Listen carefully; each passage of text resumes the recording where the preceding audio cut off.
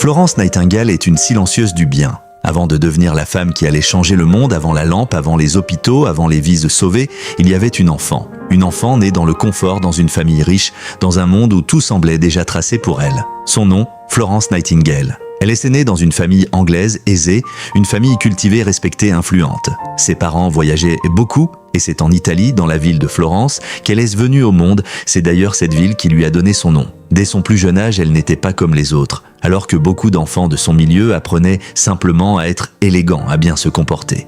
À suivre les règles de la société, Florence réfléchissait. Elle observait. Elle posait des questions. Son père, un homme instruit, a joué un rôle très important dans sa vie. Contrairement à beaucoup de filles de son époque, Florence a reçu une éducation exceptionnelle. Elle a appris les mathématiques, les langues, la philosophie. Elle développait déjà un esprit différent, un esprit profond, analytique, sensible.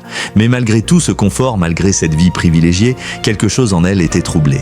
Elle voyait le monde autrement. Là où d'autres voyaient la richesse, elle voyait les inégalités. Dans l'histoire de notre monde, il y a des noms qui résonnent fort et d'autres qui agissent dans le silence. Des vies qui ne cherchent ni applaudissements, ni reconnaissance, mais qui pourtant changent tout. Voici l'histoire d'une femme qui a choisi de devenir une lumière dans l'un des moments les plus sombres de l'humanité. Son nom est Florence Nightingale, à une époque où la guerre détruisait tout sur son passage, où les cris des blessés remplissaient les hôpitaux, où la souffrance était devenue une habitude, beaucoup regardaient mais peu agissaient. Les hôpitaux étaient insalubres, les malades abandonnés, la mort omniprésente. Ce n'étaient pas seulement les blessures qui tuaient, mais le manque de soins, le manque d'attention, le manque d'humanité. Et pourtant, au milieu de ce chaos, une femme a refusé d'accepter cette réalité. Elle aurait pu rester dans le confort, elle aurait pu vivre une vie tranquille.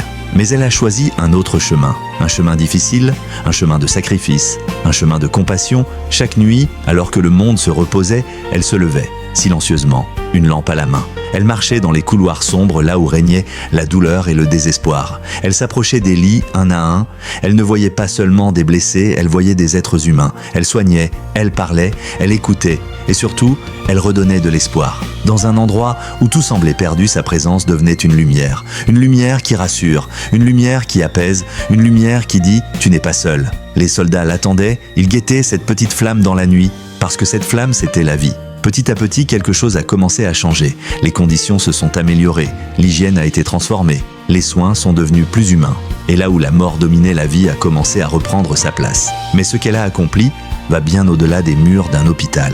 Elle a changé la manière dont le monde voit les soins. Elle a redonné une dignité à ceux qui souffrent. Elle a montré que la compassion n'est pas une faiblesse, mais une force capable de transformer des nations. Et pourtant, elle n'a jamais cherché la gloire. Elle n'a jamais cherché à être reconnue, elle a simplement répondu à un appel à aimer, un appel à servir, un appel à faire le bien même dans l'ombre. Et c'est cela un héros caché. Quelqu'un qui agit, même quand personne ne regarde, quelqu'un qui donne sans attendre en retour, quelqu'un qui choisit la lumière même entourée d'obscurité. Aujourd'hui, son histoire traverse le temps, et elle nous pose une question simple mais profonde. Dans ce monde rempli de défis, dans ce monde où tant de personnes souffrent en silence, qui seras-tu? Celui qui regarde ou celui qui agit? Parce que tu n'as pas besoin d'être célèbre, tu n'as pas besoin d'être riche, tu n'as pas besoin d'avoir tout compris pour changer une vie. Parfois, un regard, un geste, une parole peuvent rallumer une lumière éteinte, peuvent redonner de l'espoir, peuvent transformer un destin. Ne sous-estime jamais le pouvoir du bien que tu peux faire, parce qu'un simple acte peut changer une vie, et une vie peut changer le monde. Alors aujourd'hui, choisis d'être une lumière, même petite, même discrète, même invisible aux yeux des autres. Parce que ce sont souvent les lumières les plus discrètes qui brillent le plus fort dans l'obscurité. Et peut-être sans le savoir, tu deviendras toi aussi un héros caché. C'est possible que tu fasses mieux pour ta famille et les autres. Si tu as aimé cette histoire, partage,